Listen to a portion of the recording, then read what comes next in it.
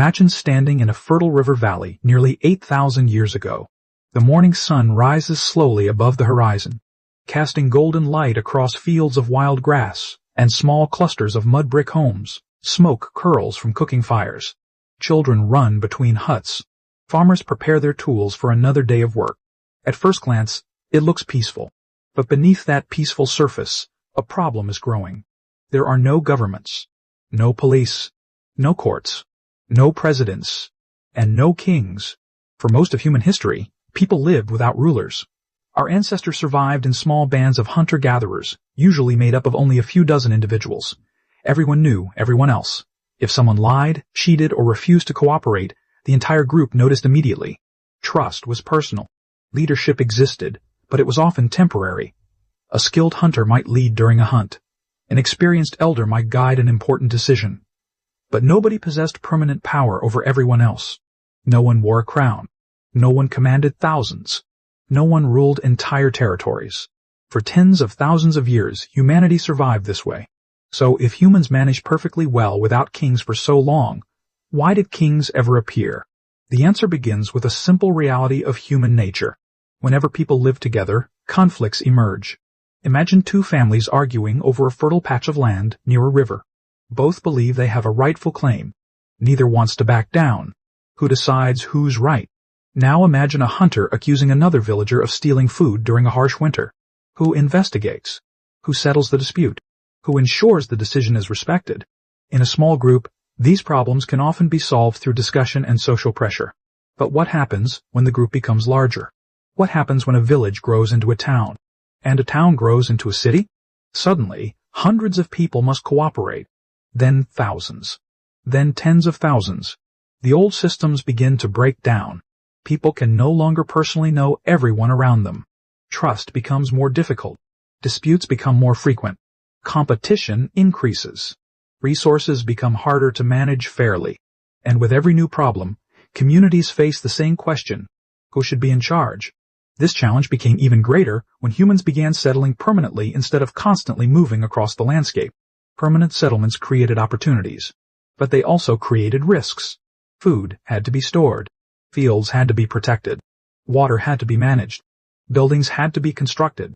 Defenses had to be organized. And perhaps most importantly, large groups of people had to cooperate toward common goals. The larger the community became, the harder this task grew. Some individuals naturally gained influence. They were skilled negotiators, successful warriors, respected elders, charismatic speakers. People listened to them because they had earned trust. At first, their authority was limited, but over generations, something began to change. Communities discovered that organized leadership could solve problems more efficiently than endless arguments. A single decision-maker could coordinate work faster. A respected leader could unite people during crises. Someone with authority could settle disputes before they turned violent. For the first time, leadership was becoming more than a temporary role. It was becoming an institution.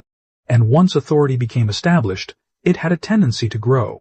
A leader who organized irrigation systems might also manage food supplies. A leader who defended the settlement might also settle conflicts.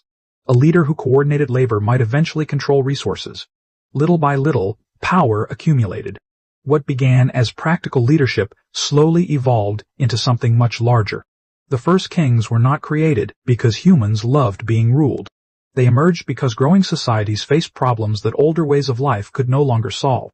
But one enormous question remained.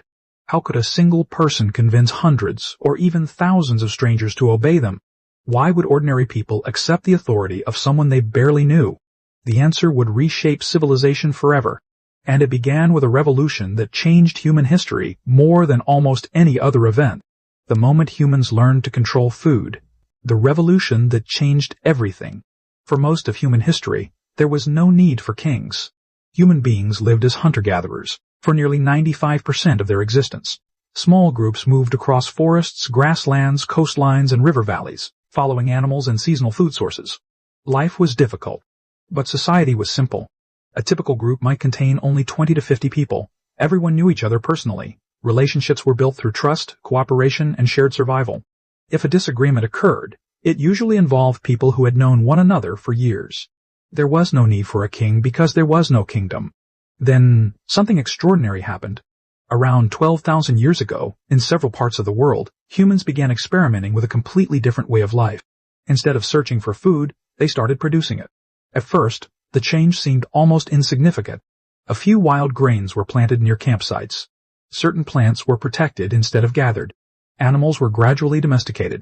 No one could have predicted that these small experiments would eventually transform the entire human story. Because farming didn't just create food, it created permanence. For the first time, families could stay in one place for years instead of constantly moving. Villages appeared beside rivers and fertile land. Fields expanded. Harvests increased. Populations grew. And suddenly, humanity faced a problem it had never encountered before. Success. The more food people produced, the more people survived. The more people survived, the larger settlements became. Within a few generations, small villages turned into bustling communities containing hundreds, and sometimes thousands, of people. At first, this sounded like progress. More food, more workers, more security. But larger populations created entirely new challenges. Imagine living in a settlement containing 1,000 people. You don't know everyone. You can't personally resolve every conflict. You can't track who contributed fairly and who didn't. And you certainly can't rely on personal reputation alone. The social system that had worked for hunter-gatherers began to crack under pressure. Then came another problem. Surplus. For the first time in history, humans possessed stored wealth. Grain could be collected and saved for months or even years. Food storage protected communities during droughts and poor harvests. But it also created temptation. Who controlled the grain? Who decided how it was distributed? Who protected it from theft? Suddenly, power became connected to resources, and resources became connected to survival. Evidence from some of the earliest agricultural settlements suggests that organizing food, labor, and water systems required increasing levels of coordination. Irrigation canals had to be maintained. Fields needed protection. Storage facilities required oversight. Large construction projects demanded planning. Someone had to organize all of it. Researchers believe this was one of the most important turning points in human history. Leadership was no longer just helpful. It was becoming necessary. A skilled organizer could increase harvest. A respected leader could settle disputes. An effective coordinator could prevent chaos. Communities that developed stronger leadership structures often gained advantages over neighboring groups. They could build faster, defend themselves better, store more food, support larger populations. And as their success grew, so did the authority of their leaders. What began as practical organization slowly evolved into something far more powerful. The people managing resources gained influence. The people directing labor gained prestige. The people making decisions gained authority. And once authority became concentrated, it rarely stayed small for long. Across different regions of the world, entirely separate societies were arriving at similar solutions. Not because they copied one another, but because they faced the same problem. How do you manage thousands of people living together? The answer was beginning to take shape. A central figure, a decision-maker, someone who stood above ordinary members of society, someone whose authority extended beyond family ties and personal friendships. The first kings had not appeared yet, but the foundations were already being built. Fields, granaries, irrigation systems, and growing populations were quietly creating a new kind of world, a world where power could be concentrated, a world where leadership could become permanent, a world preparing for the rise of the first rulers in human history. But one mystery still remained. How could a leader transform authority into obedience? How could one person convince an entire society to follow their commands? The answer would involve something even more powerful than food: belief.